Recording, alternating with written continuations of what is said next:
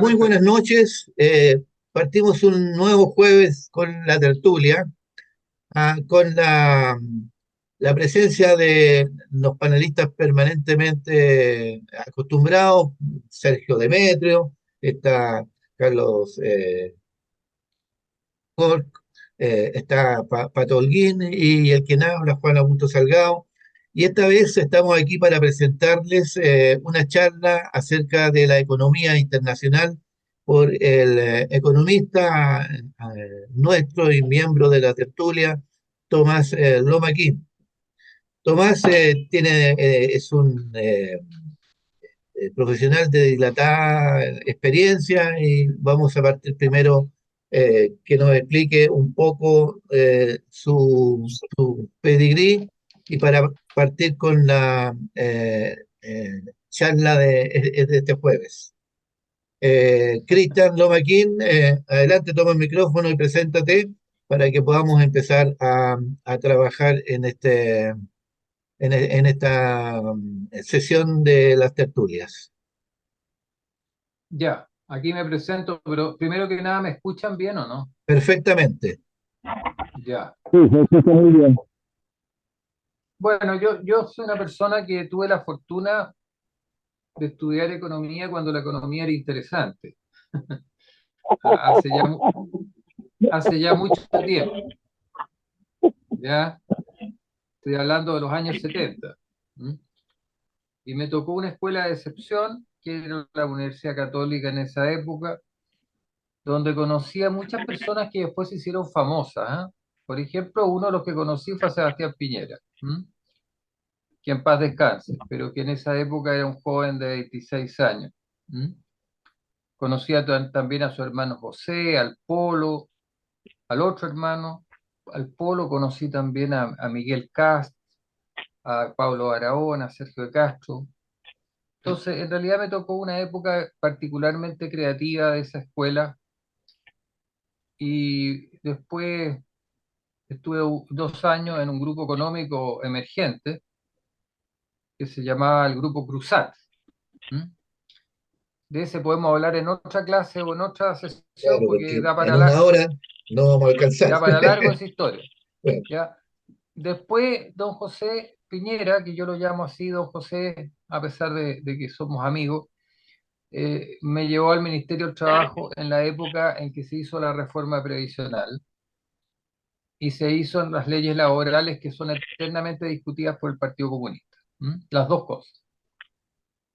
Y después yo hice un máster en la Universidad de Chicago, que fue muy afortunado ir para allá, no tanto por la economía, sino que porque me dio la oportunidad de conocer muy de cerca una ciudad muy importante de Estados Unidos y a través de ella a Estados Unidos un poco como un todo, ¿ya? Y después yo volví a pagar mi beca y estuve unos años en la Oficina de Planificación Nacional, que era una oficina de asesoría económica de la presidencia, que contrariamente a lo que muchos piensan, no era uniformadamente pinochetista, había gente de todos los sectores, pero sí al final tengo que decir que nos tocó enfrentar el plebiscito del 88 porque llegó a la oficina Sergio Melnik, fallecido también, y que de alguna manera fue el jefe de campaña de la campaña del sí. ¿M? Así que eso también me tocó verlo de cerca y es una charla que también en algún momento me gustaría hacer, una cosa sobre la cosa de la publicidad política y lo que pasó en ese plebiscito. ¿M? bueno, Bueno, después cuando terminó el gobierno militar, y a pesar de que a mí me ofrecieron quedarme en la Oficina de Planificación Nacional, yo no quise. Renuncié después de estar 2 semanas ahí y darme cuenta que la gente que venía era muy opositora a lo que yo pensaba. Renuncié y me integré al mundo académico, ¿m? Donde yo siempre había estado un poco, porque siempre hacía clase, a pesar de estar en la Oficina de Planificación Nacional. Yo hice clase en la Universidad Gabriela Mistral, hice clase en la Universidad de Santiago, hice también un par de clases en la Adolfo Ibáñez, hice clase en la Católica, que era mi escuela matriz, entonces siempre estuve activo. ¿M? Y en el año 93 estuve en una escuela de Derecho en Chile, en la escuela de de la Diego Portales, porque yo siempre he tenido la inquietud de que las leyes y la economía tienen que ir juntas, no pueden ir separadas. Y en Chile las leyes y la economía van separadas, entonces quería saber por qué. ¿M? Y me metí un par de años a la escuela de la Diego Portales, pero no era mi propósito titularme abogado, solamente conocer cómo funcionaba la escuela de Derecho y eso lo hice. Después me integré full a la academia y hice clases de nuevo en la Gabriela Mistral, hice clases en la Universidad Mayor muchos años y después en la Universidad Andrés Bello. ¿Mm? Cada uno de esos episodios da para una pequeña historia. Siempre me mantuve informado de lo que pasaba en el mundo económico del país, así que no era un académico solamente, sino que era una persona con inquietudes políticas. Muy bien, En el estimado. año 90, sí, No, estimado, tenemos un gran eh, charlista y expositor acá, y bueno, ahora queremos entrar a la economía internacional. ya, de todas maneras, bueno, solamente antes, el último punto antes de entrar a la charla es que yo estuve 4 meses en el Fondo Monetario Internacional, uno de los grandes organismos que voy a tocar en esta charla, ¿ya? Y que es sumamente importante entenderlo para entender lo que pasa en el mundo. ¿Mm? Eso lo pude ver también de primera mano. Bueno, vamos a la economía internacional. Aquí tenemos un mapa mundi, ¿no es cierto? Mira, yo estaba contando los países, o lo busqué por ahí, y son, creo que 187 países más algunos territorios independientes. O sea, cerca de 200 países existen en el mundo. Y aquí estamos nosotros, ¿no es cierto? Se ve, se ve la flechita, Franja, aquí sí. estamos, ¿no es cierto? Un país largo y muy delgado, que tiene sí una posición estratégica importante porque ocupa buena parte de la costa oeste de América del Sur hacia el Océano Pacífico. ¿Mm? Un país que, no lo voy a reiterar y ustedes lo deben saber, está en gran medida definido por variables geográficas, por su cordillera que lo separa del resto de los territorios de América Latina o de América Hispana y por su desierto de Atacama que lo separa del norte y los hielos que lo separan del sur. Históricamente a Chile siempre se le ha considerado una isla. Los historiadores, los geógrafos siempre lo han visto como una isla a pesar de que no lo es. ¿Mm? A pesar de que no lo es. Bueno, pero compartimos el mundo con otros 188 países y eso significa que nuestra visión de la política, para mi gusto, tiene que estar influida por una visión de lo que pasa en el resto del mundo, en los otros 180 y tantos países que nos acompañan. ¿Mm? En este viaje por la Tierra. ¿Mm? Ah, esto lo voy a, cap- lo voy a, lo voy a capear. Déjame volver un minutito a la charla, a la imagen anterior. En el mundo hay solamente 7 países que son realmente grandes, ¿ya? Que están por sobre los 5 millones de kilómetros cuadrados. Rusia es el primero con 17 millones, Canadá es el segundo con casi 10 millones, Chile es el tercero con 9 millones y fracción, Estados Unidos es el cuarto con también 9 millones y fracción, pero un poquito menos que China. Después viene Brasil, que es el gran país sudamericano y el gran país de habla hispana, digamos, de tradición hispano-portuguesa. ¿Mm? Y después está Australia, que tiene 7 millones de kilómetros cuadrados, Brasil tiene 8, y ahí paramos a contar, porque después ya el que viene más abajo ya tiene como 3, tiene, no, perdón, tiene 3,5 millones de kilómetros cuadrados, la India, por ejemplo. ¿Mm? La India es el que viene después de Australia y después viene Argentina. ¿Mm? Y Kazajistán. Kazajistán es un país que está en el medio de Asia y que tiene petróleo, tiene algunas cosas, pero es notoriamente más pobre que Argentina. ¿Mm? Argentina es uno de los países más ricos en el mundo en términos de recursos naturales por kilómetro cuadrado. ¿Mm? Y después de Argentina ya bajamos por debajo de los 2 millones de kilómetros cuadrados y en América del Sur por lo menos quedan solamente dos países que son Bolivia y Perú, tienen sobre 1 millón y menos de 2 millones de kilómetros cuadrados. México tiene 1.800.000. Es el más grande país hispanoparlante en términos de territorio. ¿Ya? Brasil es el más grande de la América Latina, pero en México es el más grande entre los hispanoparlantes. Y nosotros estamos en un rango medio. Nosotros somos un país mediano de 760.000 kilómetros cuadrados. Somos más grandes que muchos países europeos, por ejemplo, que Alemania, que tiene apenas 340.000. Estamos más o menos un poquito más arriba de Francia, bastante más arriba que España y muy por encima del Reino Unido. ¿Mm? Y somos mucho más grandes que cualquier país de Centroamérica. Ahora, Chile tiene otra peculiaridad. No es un país muy grande, pero es un país que para el tamaño que tiene concentra una diversidad paisajística y de recursos que es asombrosa. ¿Mm? Pensemos que tiene desde desierto hasta hielo. Eso lo tienen muy pocos en el mundo. ¿Mm?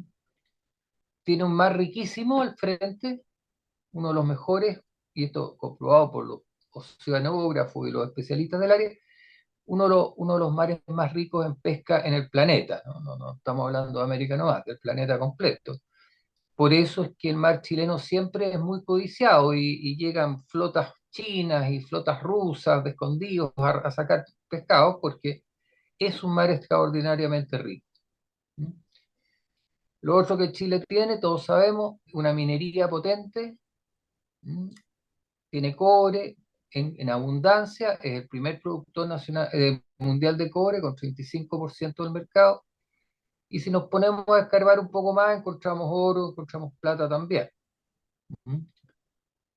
Tiene además una riqueza forestal importante en el sur por la cantidad de lluvia y por la calidad de la tierra. Los bosques crecen muy rápido, más rápido incluso que en América del Norte, donde estaban originalmente los bosques de pino. Y, y qué más, bueno, paisajísticamente, ahora ya lo está descubriendo el mundo, es uno de los países más bellos del planeta.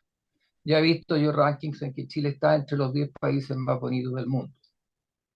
Y eso se ha transmitido a través de la información mundial y por eso está, hasta antes del estallido estaban llegando cantidades considerables de turistas. Y una cosa muy interesante es que nosotros pensábamos en los viejos tiempos que Chile iba a ser codiciado turísticamente por sus playas. ¿Mm? Pero cuando llegaron los extranjeros, el diagnóstico cambió totalmente. Les dijeron, no, playas no tienen ninguna posibilidad si las comparamos con el Caribe o con las de Brasil, pero lo que sí tienen ustedes es un extraordinario turismo de aventura. ¿Ya? Y ahí se empezaron a definir algunas políticas turísticas en Chile, como por ejemplo crear estos senderos de trekking, digamos, que corrieran a lo largo de la cordillera de los Andes o la cordillera de la costa y que sirvieran para que eh, los fanáticos del turismo, este nuevo turismo de aventura, vinieran a Chile. Y tanto así que, bueno, por eso las Torres del Paine se hicieron famosas en el mundo, empezaban a llegar vuelos directos desde Europa a Punta Arenas, llegaron los cruceros, y el potencial turístico chileno es potente. Lo único que tenemos el mismo problema que tenemos con las mercancías, estamos lejos de los mercados mundiales. Eso es cosa de mirar el mapa, ¿no es cierto? Estamos a 10.000 kilómetros de la parte sur de Estados Unidos y estamos a más de 10.000 kilómetros, si no me equivoco, 15.000 kilómetros de Europa, lo cual significa que los vuelos son largos y el costo de los pasajes es alto.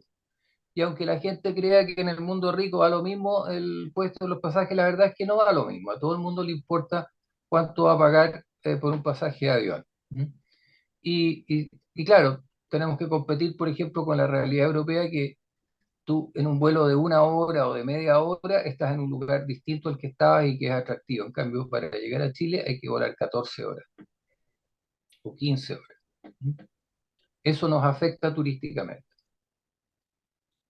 Bueno, vamos ahora, este es el contexto mundial, eh, muchos países, muchas realidades distintas. Voy a saltarme esto que era para mis alumnos de la universidad, cabros chicos. Así que lo voy a...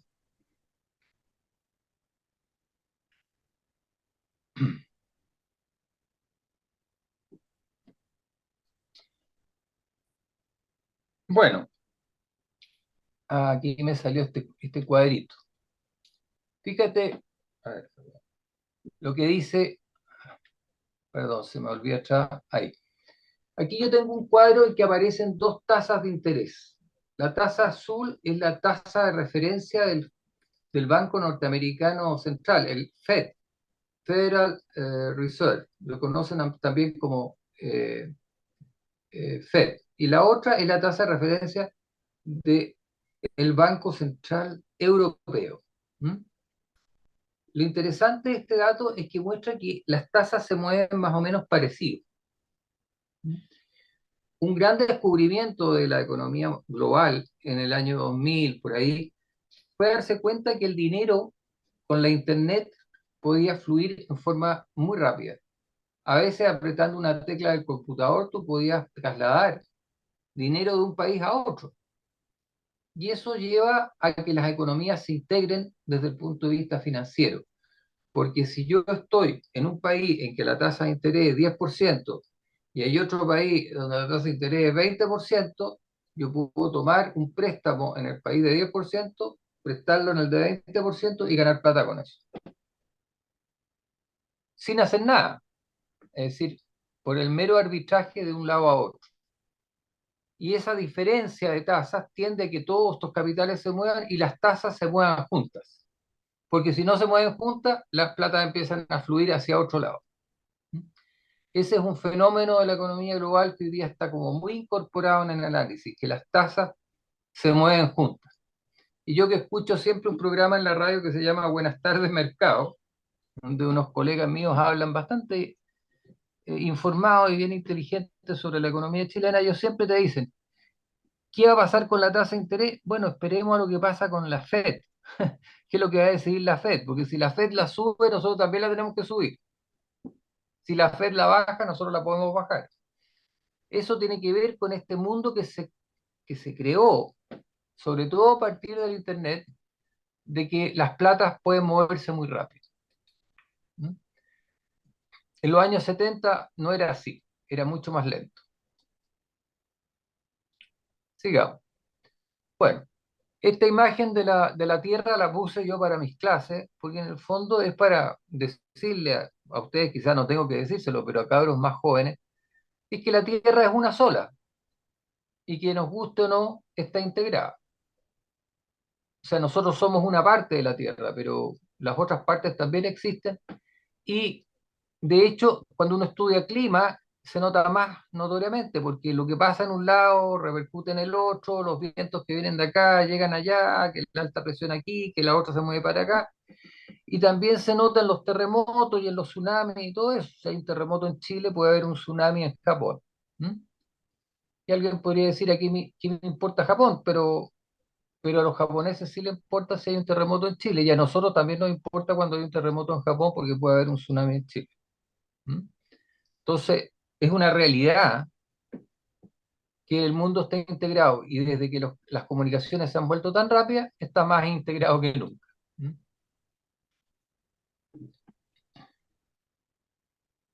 Este es un mapa que yo lo bajé de la internet justamente y que muestra los distintos niveles de producto. El producto es una invención económica que tiende a mostrar el tamaño de una economía. ¿Mm? El producto, hay dos productos, el producto total y el producto per cápita. El producto total es el valor de todo lo que produce el país en un año, y el producto per cápita es ese mismo valor dividido por el número de habitantes. Este aquí es el producto total. ¿Y dónde están los países con mayor producto total? Bueno, fíjate que coinciden generalmente con los más grandes, porque obviamente los más grandes tienen más personas, tienen más recursos y tienen más producción. Entonces aquí los oscuros, tú ves que son generalmente los países más grandes. Hay algunos medianos que también se meten, sobre todo los de Europa Occidental, que tienen economías muy desarrolladas y tienen productos altos, a pesar de ser relativamente pequeños en territorio y relativamente pequeños, no tan pequeños en población, pero sí en territorio. Y el único país con un producto realmente importante en Sudamérica es Brasil. No porque sea muy rico, sino que porque tiene mucha gente. ¿Mm? Nosotros estamos más o menos al mismo en población, perdón, en territorio somos menos de un tercio y en población somos un poco menos de la mitad. Bueno, vamos a seguir a la siguiente lámina. Algo me dice aquí que la conexión es inestable, me dice. Por Dios. Es por la velocidad que te diga el internet a ti. ¿Mm? Vamos a ver si vuelve mi imagen.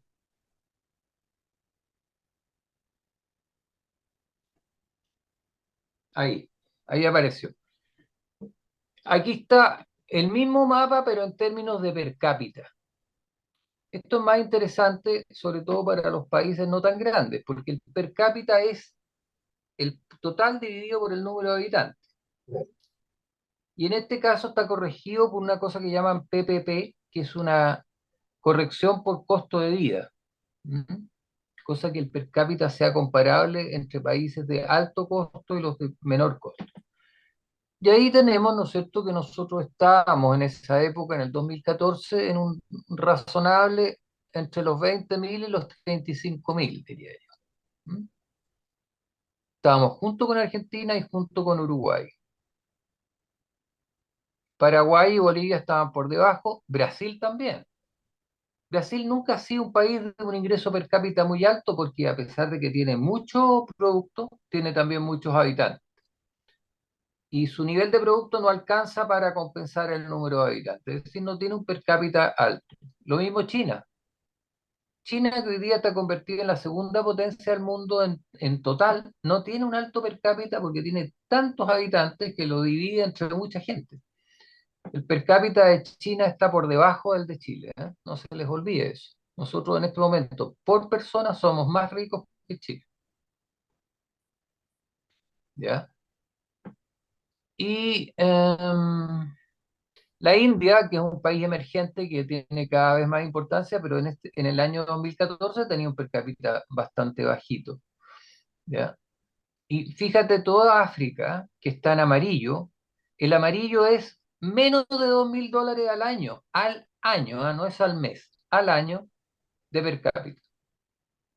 Menos de $2.000 al año es un poquito más de $100 mensuales.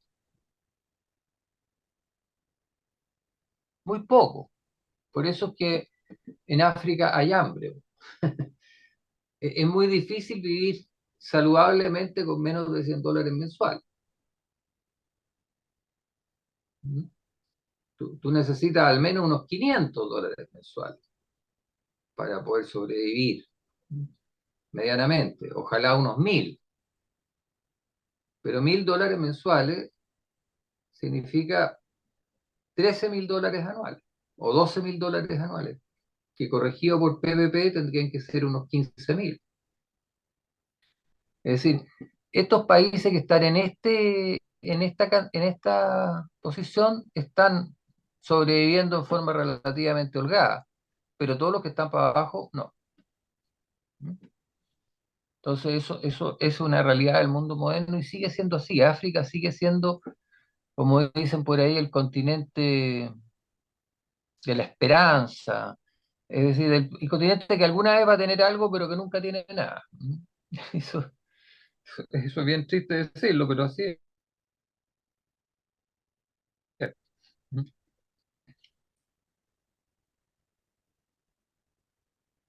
Vamos a la próxima, a ver si nos funciona esto. Parece que vamos a tener que partir tu charla en dos, ¿ah? Así como, vamos, ¿Ah? vamos a tener que partir tu charla en dos, parece, así como vamos. ¿Mm? los tiempos. ¿Vamos mal? Claro, sí, sí, yo puedo hacer varias charlas. Eh, Sí, sí, esto es largo. Déjame saltarme esta porque es parecida a la otra.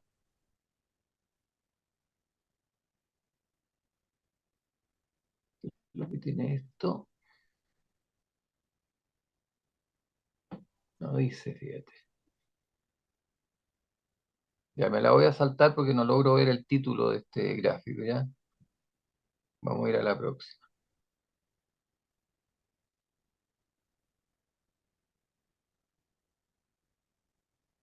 Ya, aquí yo tengo este logo de una revista que es muy importante leerla continuamente para tener una percepción del mundo global. Esta es la primera revista globalizada del mundo, digamos. Se llama The Economist, El Economista. Una revista que tiene más de 100 años y que fue inventada en Inglaterra, en los tiempos del gran imperio inglés, cuando Inglaterra dominaba el mundo o muchas partes del mundo, se inventó esta revista. Y sigue siendo la mejor revista para entender el mundo desde el punto de vista político y económico. ¿Mm? Yo la recomiendo abiertamente, pero hay que leerla en inglés porque no está en castellano. No tiene un equivalente en castellano, en realidad. Es tan influyente, es la revista más leída por jefes de Estado en el mundo. Y si no la pueden leer ellos, tendrán un traductor que se las lea, pero todos están pendientes de lo que dice el Economist. Y hoy día, en esta semana o la semana pasada, cuando el señor Biden hizo un espectáculo triste en un debate contra Trump, la revista The Economist se dio el lujo de publicar en la portada una foto compuesta en que estaba el escudo del presidente de Estados Unidos y al lado había una de estas cosas que sirve para que un viejito se mueva en andador, como diciendo, mira, no estás para el cargo. ¿Ah? Esa portada del Economist le debe haber significado muchísimos puntos de disminución a Biden por la influencia que tiene la revista. ¿Ya? Bien, dicho eso, vamos a seguir adelante. Aquí tenemos una tapa de la revista que yo la seleccioné precisamente por eso. Mire qué interesante la tapa. Dice, en inglés dice, el, la forma de las cosas que vienen. Siempre la Economist está haciendo pronósticos a futuro de lo que va a pasar, qué sé yo, con la energía, con el agua, con la inteligencia artificial, siempre se tira en algún carril. Y para ilustrar el punto, muestran la evolución del hombre, del mono hasta este hombre gordito que toma Coca-Cola, ¿no? ¿Mm? Siempre muy creativos en sus tapas. ¿Mm? Y conste que no estoy haciendo propaganda, es simplemente un hecho real. Yo aprendí muchas cosas en esta revista.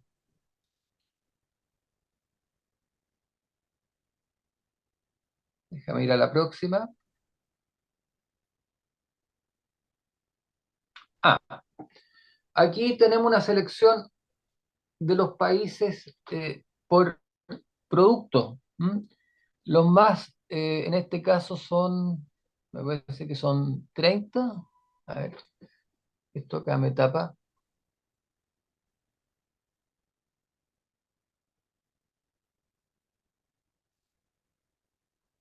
Y tengo una barra negra. Largest economies in the world. Sí, pero no dice cuántas son. Aquí está la cifra en dólares.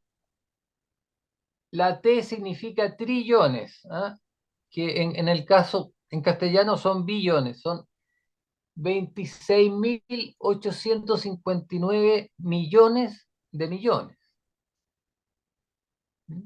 Billones, que todavía es Estados Unidos con 26 trillones en inglés. Después vendría China con 19, y Alemania 4,3, India, que ha subido mucho, en 3,7, Reino Unido 3,1, Francia 2,9, Italia 2,1, Canadá 2,0, Brasil 2,0, Rusia, ahí están, gran parte de los grandes están ahí. Después, Corea del Sur, que tiene una economía tremendamente desarrollada para su tamaño. Australia, México, España, Indonesia, Países Bajos, Saudi Arabia, Turquía, y ya con Turquía terminan los trillones y pasamos a billones. Suiza con 800 billones, Taiwán 700, Polonia 700, Argentina 600, Bélgica 600, Suecia 500, Irlanda 500. Y así vamos bajando. ¿Y dónde está Chile? Bueno, Chile no sale porque nosotros tenemos 300, 320. ¿Mm? Teníamos antes del estallido, no sé cómo vamos ahora, capaz que vayamos en 280, porque las malas políticas económicas y las situaciones de inestabilidad llevan a pérdida de recursos y nosotros hemos estado perdiendo recursos en los últimos 5 años. O sea, el número más grande de PIB que yo le vi a Chile fue 3,3 billones, o sea, por debajo de Egipto, tendríamos 3, ya, pero yo creo que ahora no tenemos 330.000 millones, tenemos quizás 300.000 o 180.000. ¿Mm? Por eso que a los economistas nos interesa la tasa de crecimiento, porque la tasa de crecimiento es cómo cambia este número. Si Egipto creciera al 10%, el próximo año sería 387.000 más 38.700.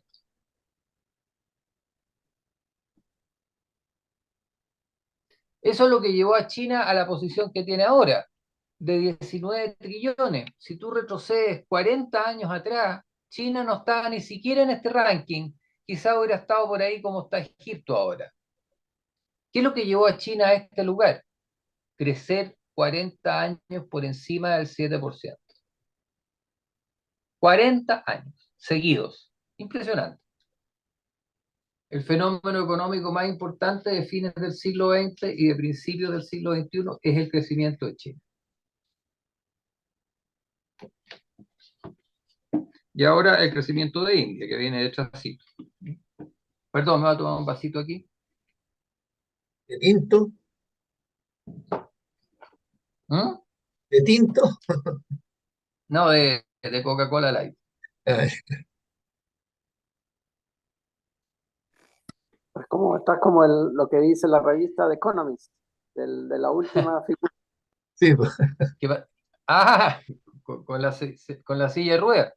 claro. Oye, mira, gracias al Economist que yo supe que existía el Chino Río. Te cuento esa anécdota porque el Economist publicó una crónica sobre el Chino Ríos cuando el Chino Ríos tenía 12 años. Y los gallos dijeron, este es el tenista del futuro. ¿Cómo lo supieron? Habría que saber, habría que averiguar. ¿Mm? Supieron 6 años antes de que entrara al profesionalismo que Chino Río era el economista, perdón, el tenista más talentoso de su generación. Y si no hubiera tenido las lesiones que tuvo, habría sido probablemente lejos uno de los mejores tenistas de la historia, no solo de Chile, sino que del mundo. Un talento increíble el que tenía. Bueno, aquí repito el ranking, pero solo con las 10 economías más grandes, para que nos acordemos, porque esto cambia, pero muy poco, son siempre los mismos, ¿ya? Estados Unidos, China, Alemania, Japón, la India, Inglaterra, Francia, Italia, Brasil y Canadá en este minuto. En el siguiente gráfico vamos a ver esta misma tabla, pero 20 años atrás, y vamos a ver que se repiten varios nombres. ¿Mm? Está Estados Unidos, está Japón, está Alemania, está Inglaterra, está Francia, está Italia, está China, está España, está Canadá y está India. Solo que en otras posiciones, ¿ya? Y un poquito más pequeños los números también. Eso, los números son más pequeños no solo por el crecimiento, sino que porque ha habido inflación. Entonces estos números están expresados en dólares del año 2004 y los otros están expresados en dólares del año 2023, que en 20 años el dólar ha subido, o sea, ha perdido mucho valor y todas las cifras se han multiplicado.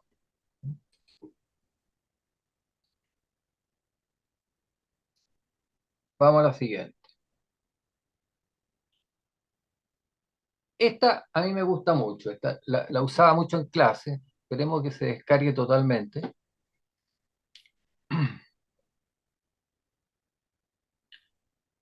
Aquí de nuevo están los países más ricos, pero en el año 2008. Se repiten otra vez. Estados Unidos, Japón, China en esa época iba tercero todavía, ahora está segundo. Alemania, Francia, Inglaterra, Italia, Brasil, Rusia, España, Canadá, India, México, Australia y Corea. Eso eran los NSA. Pero fíjate este ranking que está acá a la derecha. Eh, uno que está en color beige. Ahí tenemos que el país más rico en términos de per cápita no es ninguno de los que está acá. No son estos de aquí, sino que son otros totalmente distintos. Por ejemplo, ahí aparece como país más rico del mundo con $212.000 al año, que es una brutalidad de plata. Si tú divides eso por 12, son más de $10.000 mensuales. ¿Mm? Y ese sitio lo ocupa un lugar que se llama Mónaco. Eso en sí mismo es impresionante porque Mónaco es un país que tiene 4 kilómetros cuadrados. Técnicamente es más pequeño que la comuna de Providencia, que tiene 10 kilómetros cuadrados, si no me equivoco. ¿Mm?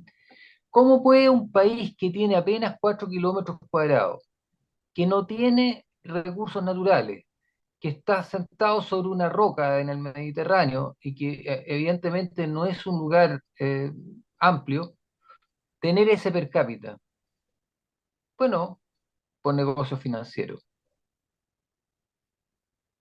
Es un paraíso fiscal, tiene un casino que es el más importante de Europa. Además, la dinastía que controla el lugar, la dinastía Grimaldi, construyó un puerto y tiene ahí barcos de puros millonarios que les cobra una enorme cantidad de dinero por estar ahí, pero que les da seguridad. ¿Mm? También tiene departamentos de lujo para todos los millonarios europeos que no quieran pagar impuestos en sus países de origen. Tiene una carrera de auto que se hace mundialmente, se hace famosa, la Fórmula 1 en Mónaco. Tiene un campeonato de tenis y paremos contar, eso es lo que tiene.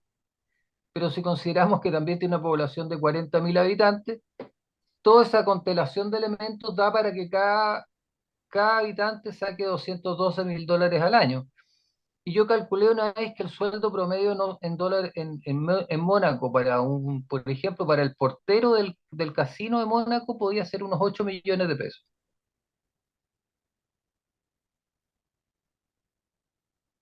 El sueldo mínimo de Mónaco son 8 millones de pesos mensuales.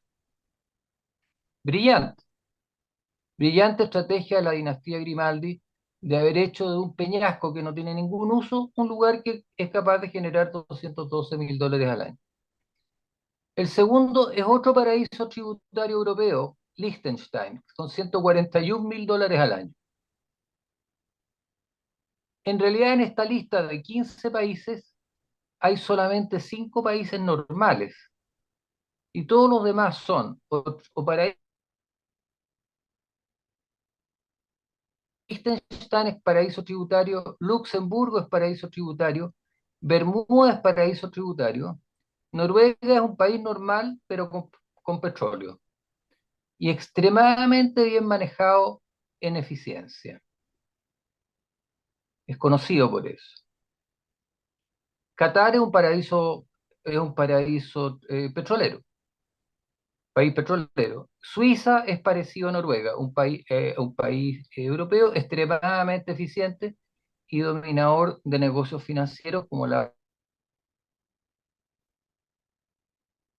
son un paraíso tributario. Perdón, un paraíso petrolero. Dinamarca es otro país europeo muy eficiente. Irlanda es lo mismo, otro país europeo muy eficiente, pero San Marino es un paraíso tributario. Jersey es un paraíso tributario, Kuwait es un paraíso petrolero, las Islas Vírgenes de Inglaterra es un paraíso tributario y Holanda es un país europeo muy eficiente parecido a Dinamarca. Entonces, lo que tenemos ahí son puros países pequeños, de los cuales hay 4 o 5 europeos muy eficientes y los demás son paraísos petroleros o paraísos tributarios. No está en esta lista ninguno de los grandes países industrializados de Occidente, No está China, no está Japón, no está la India, no está México, ¿te fijas? No están países con grandes aparatos políticos y grandes políticas demagógicas, porque esas destruyen la riqueza. Entonces, cuando uno ve esto, uno empieza a pensar y dice, bueno, ¿cómo haría yo de Chile un país muy rico? ¿Ah? ¿Cómo haría yo de Chile un país como Mónaco o como Liechtenstein? Bueno, habría que pensar las cosas que hacen ellos, o como Suiza. ¿Ah? Cristian, sí, Si es que no queremos ser un país Suiza, pero Suiza tiene una calidad de gobierno impresionante y hay que estudiarlo muy bien. Cuando unos yo, años atrás alguien dijo que Chile era la Suiza de Sudamérica porque nos iba bien en ese minuto, yo siempre tuve la duda, fíjate. ¿Y por qué? Porque para ser Suiza tienes que tener el sistema de gobierno suizo, porque nosotros no lo tenemos. Suiza es un país federalizado, con cantones, con gobiernos independientes. Suiza es un país que usa mucho más la democracia directa que la democracia representativa, si no cree en el Congreso como creemos nosotros. Y Suiza es un país que tiene un poder, es tan escéptico respecto al poder político que tiene dos presidentes y no uno, para que se marquen entre ellos. Entonces, esas cosas hay que estudiarlas. ¿Cómo llegan estos países a ser tan ricos y muchas veces con mucho menos recursos que nosotros? Porque Chile, para ser un país de rango medio, tiene bastantes recursos per cápita. Yo recuerdo, y eso está al final de mi presentación, cuando vino acá el economista malasio, o perdón, de Bangladesh, Muhammad Yunus. ¿Quién se acuerda de Muhammad Yunus? Sergio, ¿te acuerdas o no? sí, ¿Aló? yo me acuerdo de él. Eh, Yo ¿Ah? también. Ya. Muhammad Yunus era este hombre que había sacado adelante el Banco de los Pobres allá en Bangladesh. ¿M?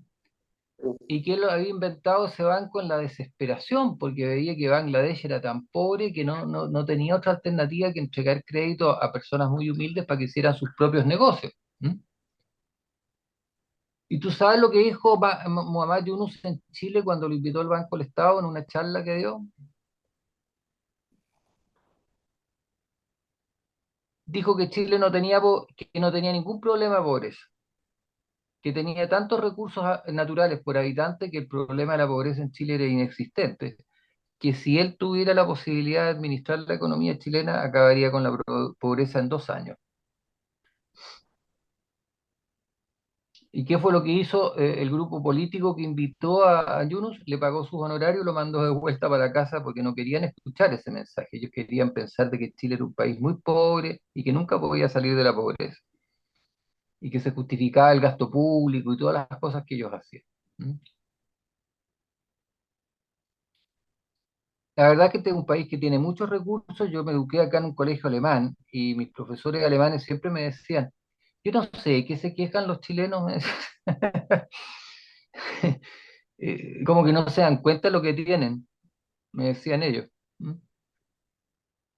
Bueno, ese es tema para otra charla.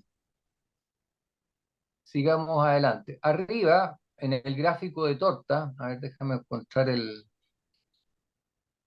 está la flecha.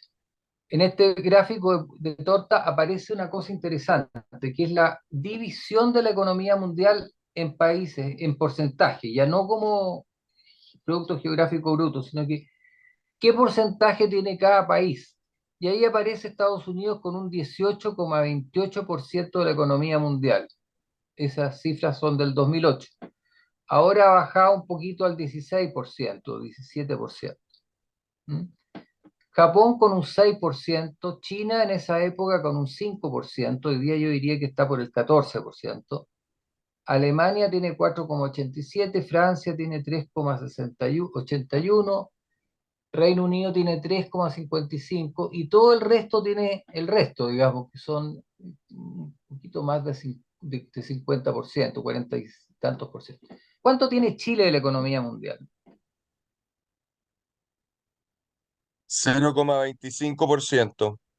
Más o menos, exacto. Tiene un porcentaje menor que el 1%. Y eso nos tiene que indicar que nosotros pesamos nada en la economía mundial. Es decir, si nosotros reactivamos nuestra economía, es importante para nosotros, pero para nadie más. En cambio, si China reactiva su economía, por el tamaño que tiene, influye sobre todo el resto del mundo. Por ejemplo, ahora todos los analistas del cobre lo saben. Si China sube, el cobre sube. Porque China es el principal comprador mundial de cobre en este minuto. Antes era Estados Unidos, pero con el alza de China, hoy día es China. Entonces nosotros dependemos mucho de la economía china. Porque si China sube, nosotros suben nuestros precios también. Ahora, si sube China, sube Estados Unidos y sube Europa Occidental, que como bloque es más o menos el mismo tamaño de Estados Unidos, ahí toda la economía mundial está para arriba y todos los precios van a subir. Va a subir el petróleo, eso no nos conviene, pero va a subir el cobre.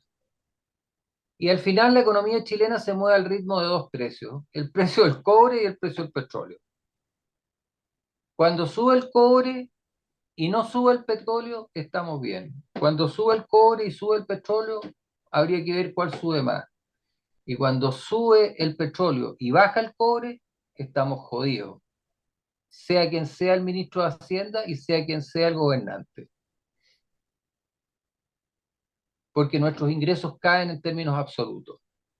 Si sube el petróleo, que es nuestra principal importación, y baja el cobre, que es nuestra principal exportación, estamos jodidos. Son cosas que hay que saber. Bueno, otra cosa que puedo comentar de estos gráficos es que Estados Unidos, eh, el país que ha gobernado económicamente el mundo desde el final de la Segunda Guerra Mundial, al final de la Segunda Guerra Mundial tenía el 52% de la economía mundial total. Hoy en día, en cambio, tiene el 18%, incluso como te decía, un poquito menos, el 17%. ¿Y qué es lo que ha pasado? Que han subido los otros. Entonces, cuando tú ya no tienes el 52%, sino que solamente tienes el 17%, tu poder relativo en la economía es mucho más bajo que antes. Y eso es lo que estamos viendo. Porque junto con la baja de la cantidad del poder de Estados Unidos, también ha bajado su poder en armas, ha bajado su influencia en el mundo en crédito, en todo tipo de cosas. Entonces ya no es tan fácil decirle a cada cual lo que tiene que hacer porque hay competidores. Y esos competidores te pueden armar un desajuste, y por eso es que tenemos hoy en día la campaña presidencial más reñida y más oscura que ha tenido Estados Unidos desde 1945 a la fecha.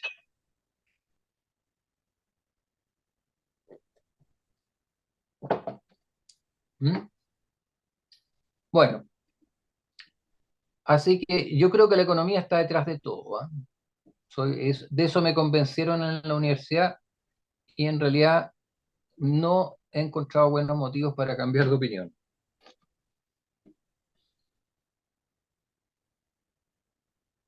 Vamos a la siguiente.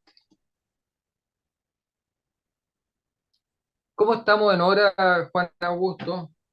Mira, nosotros en la tertulia nos hemos comprometido a tener a nuestros visitantes una hora con nosotros para que no se ¿Ya? cansen y puedan volver. Así que podríamos redondear y el próximo jueves terminamos la charla, el resto de tu charla. ¿Te parece? ¿Ya? Sí, sí, yo te hago 10 minutos más o 5 minutos más y preguntas. ¿Mm? Perfecto. Mira, aquí tengo otro gráfico que también es un poco antiguo, pero no importa, lo que importa es la idea. Aquí están las tasas de crecimiento. Este es un ranking de tasas de crecimiento del mundo desarrollado en el año 2004. La que tenía el máxima tasa de crecimiento en esa época fue Irlanda, que iba como avión por un 5,1. Estados Unidos estaba por un buen periodo, sacó 4,2, 3,6, y la que está más abajo es 1,2. 1,2 es realmente muy poco. Si tu población crece al 1%, tu per cápita prácticamente no sube. Tú logras solamente crecer el per cápita cuando la tasa de crecimiento va por encima del crecimiento de la población.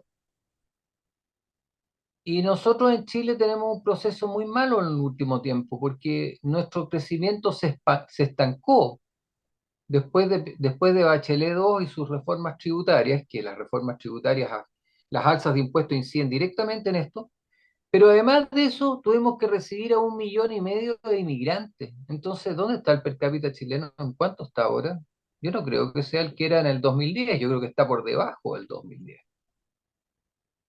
Y si nuestro per cápita va para abajo, la percepción económica de todos los habitantes chilenos sobre el futuro también va para abajo y se genera inestabilidad política, que eso es exactamente lo que estamos viviendo. Un proceso de estancamiento del crecimiento con un aumento explosivo de la población a través de migrantes, aumento de la delincuencia y del crimen producto de que hay pocas oportunidades de ingreso y además porque han entrado grupos de narcos y qué sé yo. Y todo eso va directamente a una crisis. Nosotros estamos a puertas de una crisis y una crisis política severa que ojalá se resuelva, pero que existe. ¿Ya? Bueno, con eso me gustaría terminar por ahora. Si quieres, seguimos el próximo jueves, si hay interés, y por supuesto que acepto preguntas de las personas que han estado con nosotros. Muchas gracias por habernos escuchado. Bueno, podemos abrir los micrófonos entonces para que podamos preguntar a nuestro amigo Cristian. Ya pues, abre el micrófono nomás. Y cada uno de ustedes tiene que abrirlo ahí porque yo los puedo cerrar todos, pero no los puedo abrir. Perdón, habla Sergio Demetrio. Ya Ya, sé, Sergio, dime. adelante. Oye, solamente una precisión. Lo que pasa es que Chile es una larga y angosta faja de tierra. Tenemos que Sí, sacarnos de la mente eso, porque tienes que sumarle a los 760.000 kilómetros cuadrados, tenés que sumarle más de 1 millón de mar. Si te llamas territorio, llámale ya. maritorio. Entonces, Uh, no somos un país largo y angosto, sino que somos bastante cuadraditos por el otro lado, ¿te fijas? Entonces, lo que pasa es que a esa área del globo terráqueo tenemos que sacarle el jugo. O sea, no es solamente el territorio de tierra, sino que es todo. Entonces tenemos hartas más ventajas que la que uno cree por ser larga y angosta faja de tierra. Adicionalmente, me encantó la charla porque da el contexto mundial y eso es lo que hay que mirar, porque ahora estamos todos conectados, todos con todo, y justamente y claro. la gente también ve todo. Entonces hay que ir viendo el todo. Por ejemplo, en el Colegio Ingeniero hubo un proyecto de los años 2005 por ahí, que terminó como el 2015, 2020, que se llamaba Proyecto País. Y estos gallos llegaron a la conclusión de que Chile podía albergar, yo me caí de poto cuando lo supe, 200 millones de habitantes en buen estado y en buenos ingresos si lo hiciéramos bien. Eso significa que tenemos un potencial tremendo. Lo que pasa es que nos falta un estadista y alguien que haga confluir las ideas, porque si tú te fijas, Chile siempre, ¿cuándo Chile surge? Cuando nos sacamos la cresta, ya sea entre nosotros, con terceros o la naturaleza. Y ahí nos obliga a Ajá. unirnos y nos va muy bien. Pero cuando ya nos empieza a ir un poco mejor, empiezan a aparecer las peleas cortas, las ventajas cortas, agarrar por aquí, agarrar por allá, porque los políticos, yo entiendo, muchos de ellos cuando parten, si no todos, parten con muy buenas intenciones, Ujú. pero un par de años ligeritos se empiezan a malear. Entonces, lo que yo quería decir de que me encantó la charla porque da el contexto mundial. Y Chile tenemos además, tiene una tremenda ventaja contracíclica. Nosotros podemos venderle al hemisferio norte. Estamos en estaciones distintas. Pero nosotros, Eso es bueno, yo cierto. estoy en la parte minera y la minería tira el carro porque da el 60% de los ingresos del país, pero lo importante de la minería es que da el ingreso, el inicio o el capital inicial la Oye, sería partida bueno que lo conversara. de industria, perdón, de industrias Sería obviamente la buena, energía y después el agua, la energía por hidrógeno verde y el agua decir llega a la otras agricultura. palabras cuando Era leemos. por ahí, era eso complementar un poco que somos muchos, muchos más y tenemos muchos, Sí, muchos más posibilidades. Gracias. Seamos un poco más cortos a continuación para que no alarguemos más. Ya, Cristian, te dejo el micrófono. Oye, perdona, dame.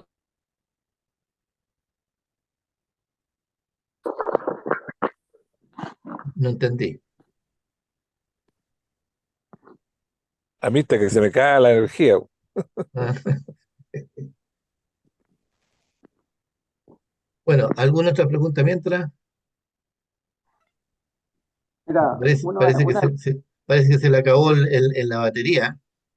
sí, Entonces parece. parece que Para Augusto, sí. una de las cosas que encuentro interesante es de charla que dio Cristian, que me pareció a mí también muy atractivo y muy interesante para nosotros de ver el panorama mundial, que Chile es un país que tiene posibilidades de crecimiento y de ser un país bastante más fuerte de lo que es ahora.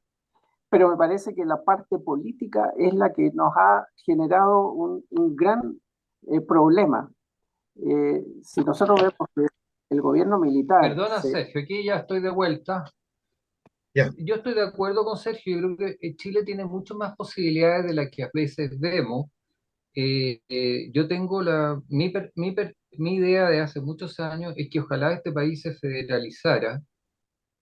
Yo tengo unos artículos sobre eso, porque podríamos tener 5 estados dentro de nuestra frontera que compitieran entre sí por los habitantes y que tuvieran regímenes tributarios distintos. Es decir, en Chile por primera vez sería negocio bajar impuestos en vez de subirlos, porque, por ejemplo, la región de Aysén podría captar todos esos habitantes que le faltan, los podría captar bajando los impuestos. Hoy día no lo puede hacer por el Exacto. Estado Cristian, chileno podría unitario. Ese es un bajar tema que me gustaría tu... conversar con ustedes en una próxima charla. Claro. Cristian, termina el compartir pantalla para que podamos aparecer todos en la pantalla. ¿Mm? Ya, espera,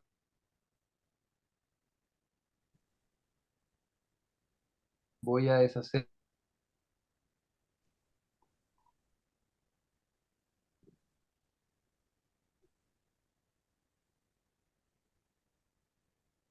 ah,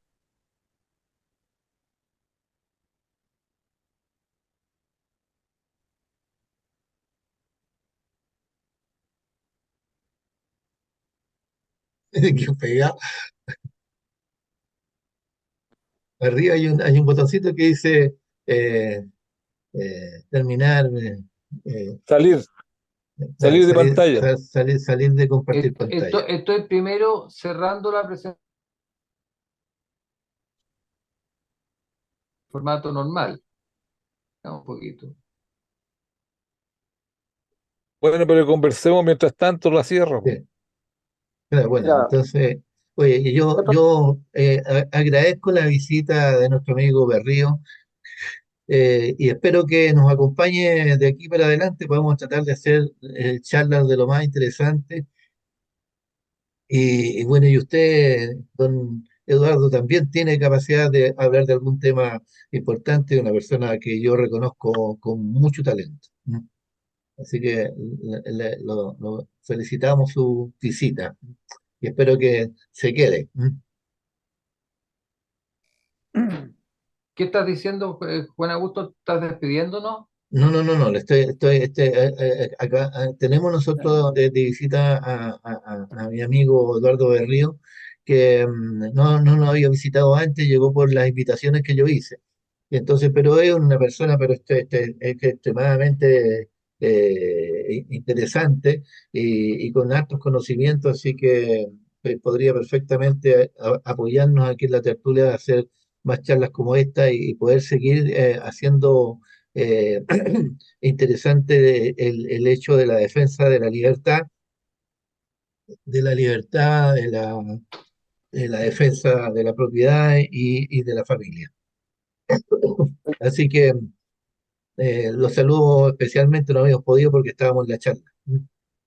Gracias, me gustó.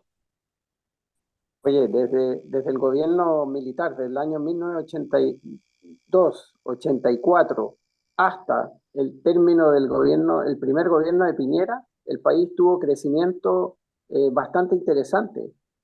y, y desde Bachelet 2 el país se liquidó. Y eso yo creo que fue por el tremendo aumento de impuestos que hizo Bachelet 2 y el tema de las reformas laborales. Pero nadie de nuestro sector lo muestra con Ahí claridad. estamos apareciendo de nuevo. Ya, perfecto. Ahí está, ahí Yo, te yo estamos viendo, Cristian. Eh, Bueno, Ya. perdón, a propósito de lo que dices tú, Carlos, no sé si viste las declaraciones que hizo el expresidente Frei, que fue sí, cuando más tuvo el crecimiento Chile en su declaración gobierno. interesante, pero lo hizo él y no nadie de Chile Vamos. Pero es Que que resulta que es un está punto, haciendo y perdona que te interrumpa, pero tú lo acabas de decir, también lo dijo Sergio.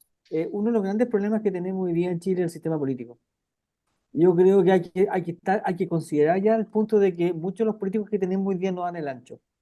Y basta verlo nomás, en las peleas, estas peleas que no tienen ningún sentido. Por eso es muy buena la presentación que nos hizo Cristian, porque nos saca de este ambiente local y nos compara como estamos metidos dentro del mundo, dentro de lo que es la órbita. Y yo, Cristian, quiero hacerte una pregunta, porque yo siempre he pensado de que muchos, incluso los economistas como tú, siempre piensan en que podemos crecer más y aparece la gente en la industria, del producto, el monoproducto, el cobre. Y yo siempre he tenido la visión, o mejor, la aspiración de que ojalá Chile se pudiera transformar en un país, tú lo acabas de decir en la presentación, dentro de los 10 países más bonitos del mundo, un país que pudiéramos explotar en forma razonable el turismo, por ejemplo. Traer gente, pero como que siempre en esta onda de los servicios, nosotros siempre nos caemos. Partimos como caballo inglés, pero al poco tiempo nos venimos abajo y seguimos nuevamente, tenemos que volver al cobre y estamos tratando de impulsar el litio, pero nos hemos demorado mucho en eso. Entonces, ¿qué podemos hacer al respecto en eso? ¿Aló? ¿Me escuchas o no? Sí, te escucho, perfecto. Mira, yo creo que en verdad, y el verdadero problema de Chile es que tiene el corazón dividido. Nosotros no tenemos uniformidad de principios, no tenemos uniformidad filosófica, no estamos todos remando hacia el mismo lado. De hecho, las personas que gobiernan ahora,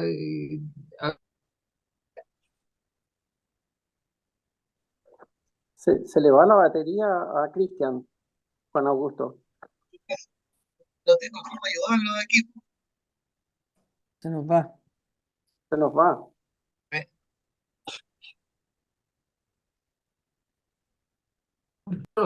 Sigue hablando, no se ha dado cuenta. Sí. Puede escuchar. están de acuerdo en algo, en crecer. Oye, Es- Cristian, Ese lo que ocurre comité es que lo que ocurre comunista chino, qué sé es yo, que dijo, ah, se te pierde Cristian, la señal y entonces finalmente no entendemos lo que dice. se pierde la señal, Cristian. sí, tengo problemas con eso. A ver, déjame ver si puedo cambiar al teléfono, porque ahí no se me pierde la señal. Oye, mientras puedo hacer un comentario, No sé. no sé si me escuchan. Sí, Sí, En la ¿Aló, me escuchan práctica, ahí o no? ahora sí, sí. Cristian. No sé, Oye, mi pero comentario es que, de nuevo, solo hay 17% de las personas en el mundo que viven en un país con un ingreso per cápita PPP mayor que el chileno. Y esa es una ¿Aló? realidad. Y hacia adelante en el futuro, quiero solo hacer un comentario. Recientemente ¿Aló? he sido ¿Aló? desasnado a propósito ¿Aló? de la importancia relativa que yo creía que iba a tener el hidrógeno verde. Yo creo que ¿Aló? a partir de lo que bien, descubrí ya no tendría dicha importancia, y la importancia relativa de la minería es la Ay, que nos va a ayudar a ser más ricos todavía. Y por otro lado, en relación a la consulta sobre el turismo, yo creo que estamos a años luz de lo que se hace en Europa. Yo estuve ahora varios días en Europa y las ciudades son limpias, hay poca delincuencia, hay una gran infraestructura para atender al turista, hay todo caminable para que el turista pueda en ciudades ver iglesias, ver grandes monumentos. Nosotros Razón, no Cristian. tenemos eso, no tenemos algo caminable. Bueno, esos eran mis comentarios, perdón. Bernardo, ¿cómo te llamas tú? Sale el nombre de Bernardo nomás. Yo soy Oye, Bernardo Infante, soy sí, ingeniero civil y tengo un MBA en la Universidad de Columbia, Pero sí, pues 65 estamos años terminando, así que y sí, amplia experiencia en podríamos negocios internacionales. Así que para mí sí. finalizar. la presentación de Cristian, la verdad es que no me Ya. abrió ninguna Eh, ventana porque las tenía todas abiertas. Oye, en Ya. todo caso, Bernardo, qué bueno que estés. Otra cosa importante de lo que dijeron ahí, de que el hidrógeno y todo, y el turismo, oye, si todas No, estas sí, cosas tienen que ir eso todo se me escucha aparejado y perfecto. sumado. El Después hidrógeno, lo quisiste más decir importante algo que más y tiene ahí es se el consumo nacional, porque en el consumo nacional nos podría evitar de gastarnos ya, 20, listo. 22, Ya, 24 mil millones de dólares en ya, ya, petróleo. ya está. Perfecto. Entonces, Tienes toda la esa razón, dupla, Sergio.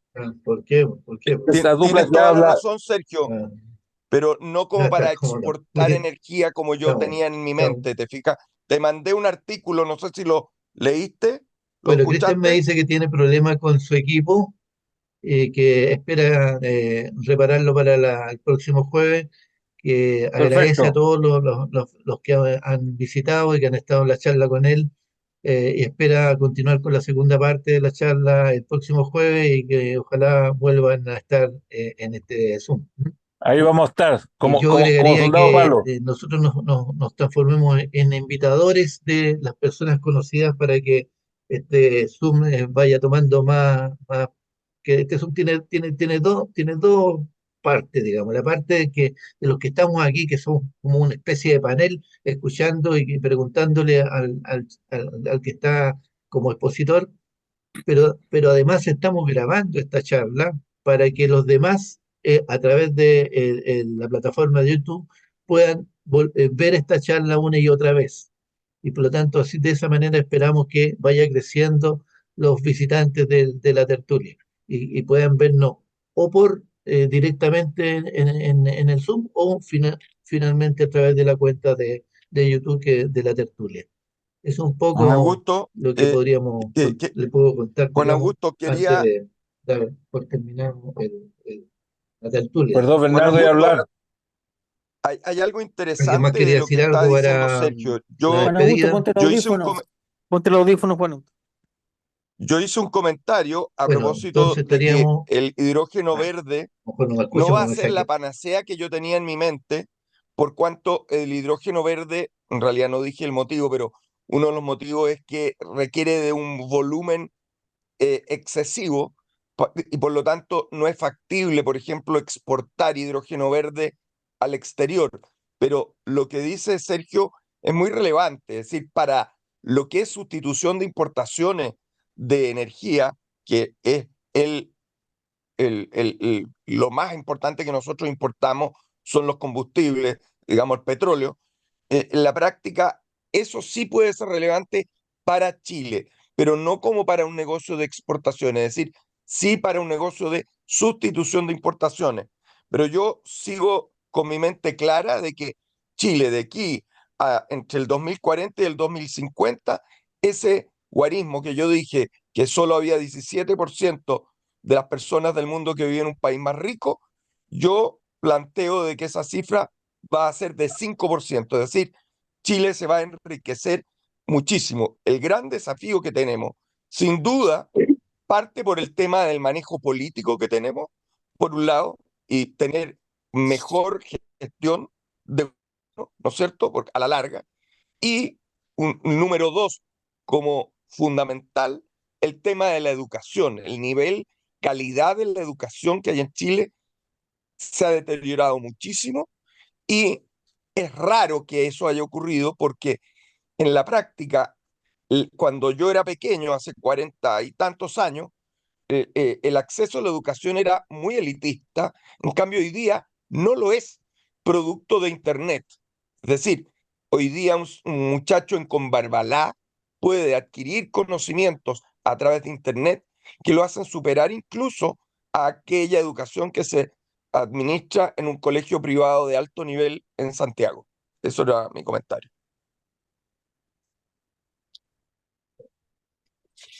Bueno, estimado, tendríamos que ir cerrando la tertulia de este jueves y los esperamos para el próximo jueves a la misma hora, a las 8, para la segunda parte de la Listo. charla de Cristian.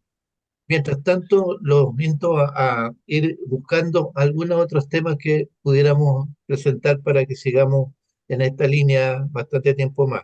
Les puedo contar que yo ya hablé con Bernardo Fontaine y él no tiene ningún problema de venir a hablar acerca de pensiones.